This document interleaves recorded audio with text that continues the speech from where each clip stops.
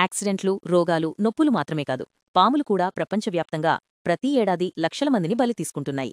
సంవత్సరానికి వందలు వేలు కాదు, ఏకంగా 1,38,000 వరకు పాముకాటుతో పైకిపోతున్నారని WHO లెక్కలు చెబుతున్నాయి.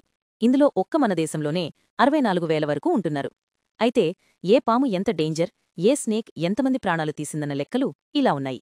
నంబర్ 7 కింగ్ కోబ్రా కాటుతో ఏటా 500 మంది మృతి చెందుతున్నారు. నంబర్ 6 బ్లాక్ మాంబాతో 1000 మంది. నంబర్ 5 పఫ్ యాడర్ కారణంగా 5,000 మంది. నంబర్ 4 కామన్ క్రైట్ అంటే కట్లపాముతో ఏటా 10,000 మంది. నంబర్ 3 ఇండియన్ కోబ్రాగా చెప్పబడే నాగుపాముతో ఏటా 15,000 మంది. నంబర్ 2 రసెల్స్ వైపర్ అంటే కట్లమండలతో ఏకంగా 25,000. నంబర్ 1 సా స్కేల్డ్ వైపర్ ఇసుక పింజరా అత్యధికంగా ఏడాదికి 50,000 మందిని బలి తీసుకుంటోంది. ఈ పామి అత్యంత డేంజర్ అన్నమాట. ఈ లెక్కలు చూసి మీరు భయపడాల్సిన అవసరం లేదు.